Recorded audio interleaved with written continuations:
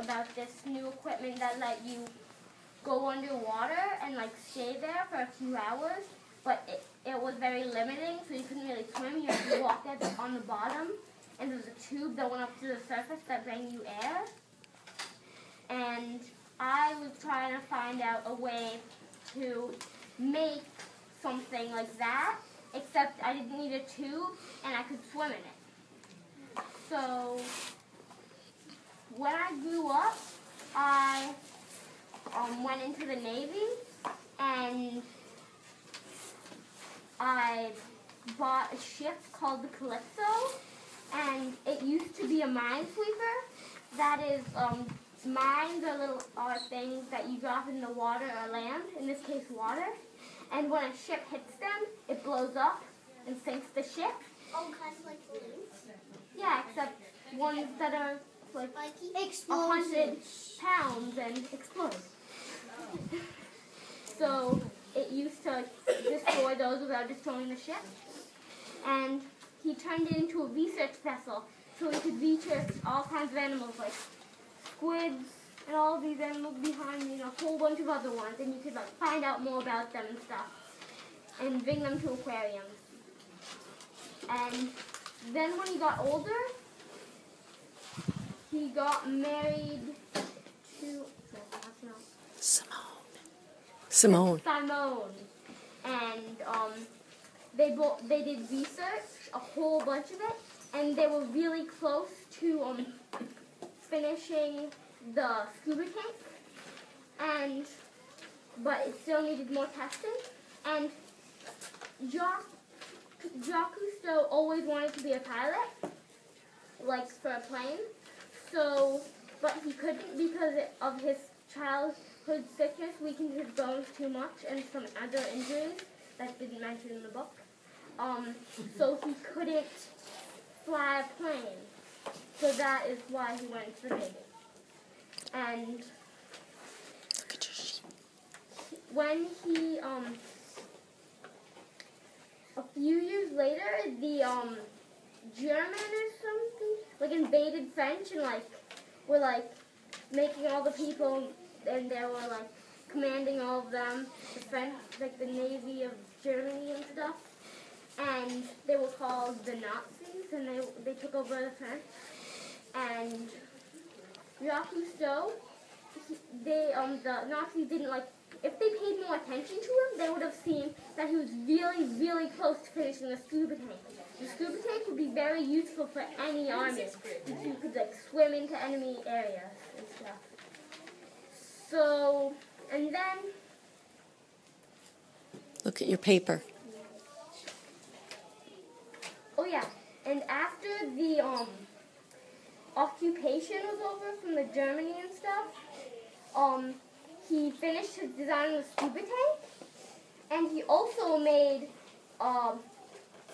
pretty much a kind of a submarine. He invented it, and it was pretty much a submarine. He invented one of the first submarines, and it let him go deeper than his diving suit would let him.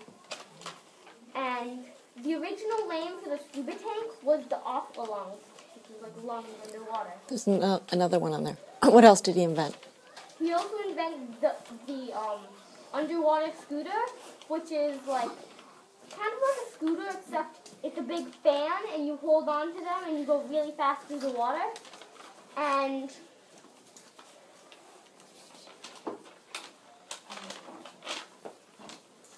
he also designed the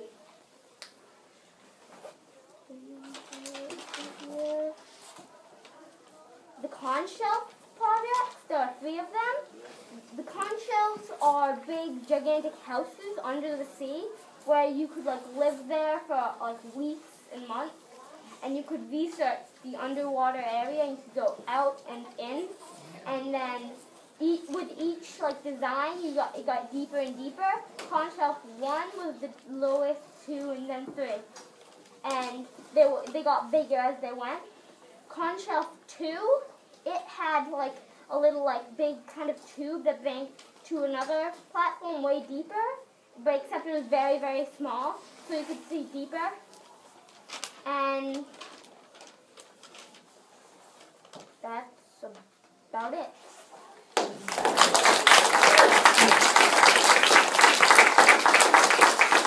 Any questions? Okay.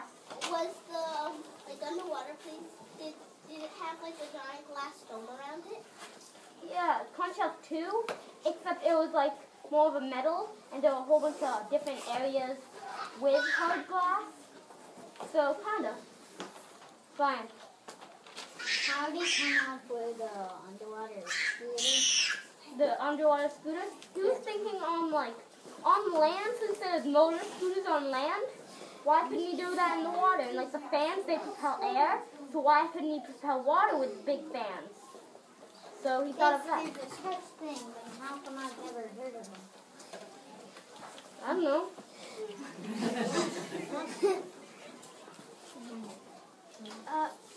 Were there more conch shells than 3 conch shells? As far as I know, I think there are only 3. And were there more than one underwater scooters? Yeah, I think there are a couple different designs today, but he made the first design for an underwater scooter. Benji. How high did the thing get? How big was it?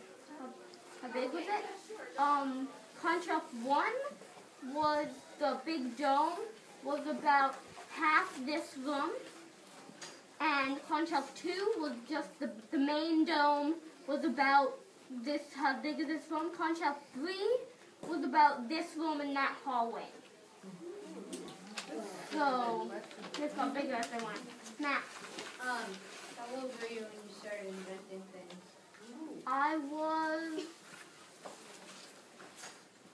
I'd say about 15. Nice math. Okay. How did you get the two underwater domes down there without getting them filled with water? We built them underwater, and then we, Sucked all the water yeah, I out of think it? we, like, Put like this tube in it? yeah, probably that. Oh, like you put the You put a big tube in the air and then into the water, way deep in the conch shell. And then it like sucks it out? Yeah, it sucks the water out, and then another tube will probably put air in. Yeah. I guess To that. dry it, I like guess. you Yeah. put it into a machine that turns water into air. That would be another great invention. Yeah. But that'd be too hard. Kind of. What happened to the conch shells? I think they're still there, but I don't think they're like operational or anything. And why didn't the water pressure crush them? Because I think it was compressed air inside the conch shells, which kept the water out. Same thing with the scuba tank, so you could hold more air in the scuba tank. That's why it was compressed. And also with the mini sub that he built. Kelly. When you built the scooter, did it have like wheels on it, and the tube, did it like attach to something, or did it just like float in the It air? was more like, when it was underwater, it was like a big fan, and then you hold on to 2 bars, except the fan was really powerful, and you hold it on, and you could steer it by doing this. Like tilting? Yeah, Sort of tilting like it. tilting. Yeah. Okay? How did you how did you get into the tube? Was it like No, you would get the scuba tank, and you would like go down really deep, and there's this, let's say this is the bottom of the conch shell, and then this is the land, so it would be like that, and then you go up through there into the air part, and you go like that. Alright, there's some people who, yeah, there you go. what was the coolest thing you learned about it? I think the coolest thing I learned about him is how he like made the different videos of all his underwater discoveries and stuff. Now he made the TV series. Nah. Did you invent these things to sell them, or did you invent them for yourself? I invented them so other people could enjoy the world of the sea.